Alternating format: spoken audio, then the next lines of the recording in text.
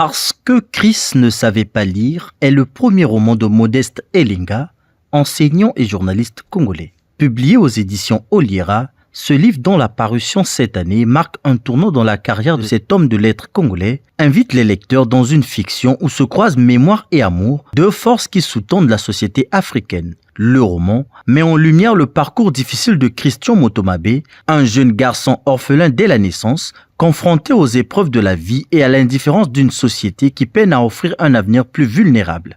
Ce roman, comme l'indique l'appareil titulaire, raconte la vie d'un jeune garçon, Chris Motomabe, né dans un village. Sa maman décède à sa naissance. Pendant les obsèques, deux camps vont naître. Le premier pensera qu'il faut l'enterrer avec la dépouille de sa mère parce qu'on ne sait pas qui va l'élever. Mais le second estime qu'il a droit à la vie. Chris est alors confié à sa grand-mère qui, malheureusement, décédera plus tard. Les thématiques explorées dans cet ouvrage de 150 pages sont aussi variées que profondes. Entre mémoire historique et mémoire culturelle, l'auteur puise dans la tradition orale pour ancrer son récit dans un réalisme touchant. Son style, empreint d'oralité et de différences locales, se veut accessible, laissant transparaître les douleurs et les espoirs de toute une génération. Nous appelons les enfants à la vie. Le premier réflexe qu'on devrait avoir, c'est de faire de ces enfants nos amis. Parce que quand on est enfant, on ne voit pas les choses comme des grandes personnes. Un enfant n'est pas une grande personne en miniature. Un enfant voit les choses par rapport à sa personne. Imaginez que vous disiez à vos enfants, je ne voudrais pas vous voir avec les téléphones. Attends, c'est inimaginable pour le monde actuel. Non, ils ne doivent pas avoir les téléphones, parce que c'est cette année. Chacun de nous est le fruit de sa génération.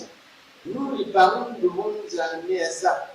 Nous devons comprendre qu'ils sont dans notre monde, qu'ils sont dans notre réalité. Interrogé sur le choix du titre, perçu par certains comme provocateur, l'auteur répond avec sérénité.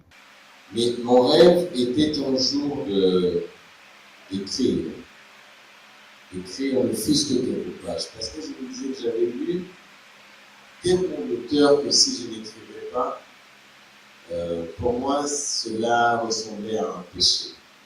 Donc, quand je touche, la première fois que l'éditeur, M. Antoine Ménard, m'a appelé pour me dire que le livre était prêt, quand je l'ai touché, du coup, j'ai eu une vive émotion.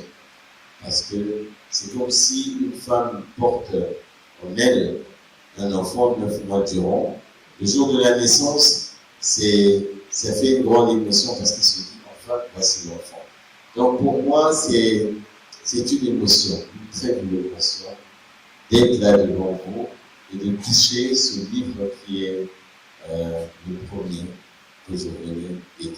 Dans cet ouvrage, l'écrivain aborde également la place de l'amour. Que ce soit l'amour familial, l'amour romantique ou l'amour pour la terre natale, chaque forme d'affection devient pour lui un refuge face aux injustices, à la violence du quotidien.